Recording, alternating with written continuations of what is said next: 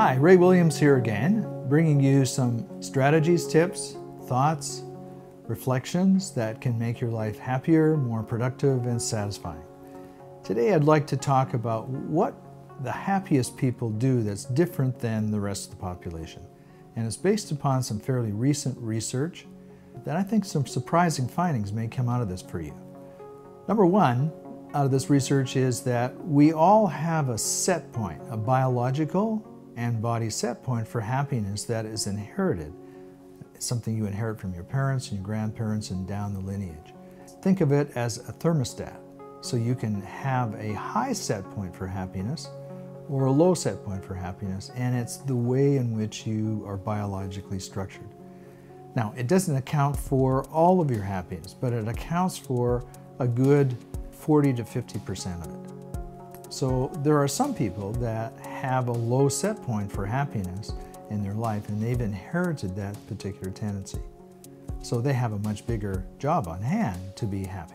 The other 50% of what determines you to be a happy person or not are choices that we make in life. And one of the things that we have found from this research is that really happy people, they make daily choices in life about what will make them happy. Those choices can be things like what job they're going to choose, what people they're going to have in their life, the way they're going to feel about an event if it happens and it's negative, how they're going to respond and bounce back from adversity, from things that don't go so well. So that's still 50% of your life that affects the level of your happiness. The third thing they found out is that they separate the forest from the trees. In other words, they tend to have an arm's length or a 10,000-foot view of everything they have in life, as opposed to an up-close view where everything is critical and crucial and important. And you think about it. Think back in time when something you thought about was really crucial and important 5 years ago, 10 years ago. What do you think about it now? The chances are you'll look back and say, you know what? That wasn't such a big deal. So really happy people, they get this, see the forest from the trees, they get the distance view, and they get an arm's length view about, you know, in the big picture of things and in the long term, is this really going to make a difference? The fourth thing they do is they don't worry about performance. They're not constantly thinking about how good they should be, how successful they should be, whether they're going to perform well or not. They tend to be far more easygoing about, you know what, I'll just do the best I can given the circumstances I'm in, and we'll see how things turn out. And actually, there's some good research to show that when you do that, your performance actually improves in comparison to being really uptight and really wanting to perform and being nervous about performing and wanting to win.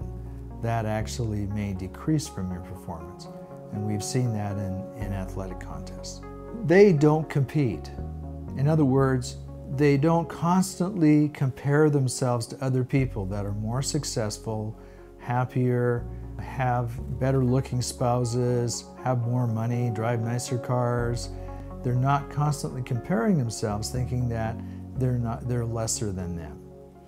So instead, what they do is when they encounter someone who does have more money, that perhaps has a nicer house or something else, they just appreciate it. And they only have positive feelings towards these people as opposed to comparative feelings. The next thing that really happy people do that perhaps the rest of us don't is that when negative things happen in their lives, what they do is they move to thinking and reflecting on what's something positive that I can take out of this negative situation. It's not possible that a situation that happens in life, regardless of how negative it is, can be 100% negative.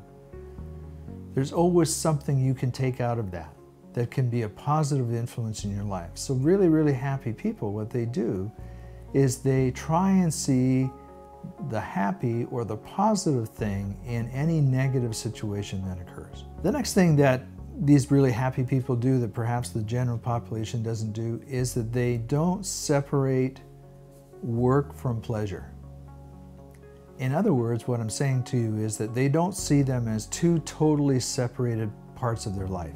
They view work as equally as important as their personal life, but their view of work is that I'm going to make this work as pleasurable as possible for myself and enjoy it and be happy at work the same way that I go about my personal life, so that they don't have a dichotomy or a separateness between work and play, or work and personal life. And the final thing that these happy people do that are different than the rest of the population is they devote themselves to something that's more meaningful than just being happy.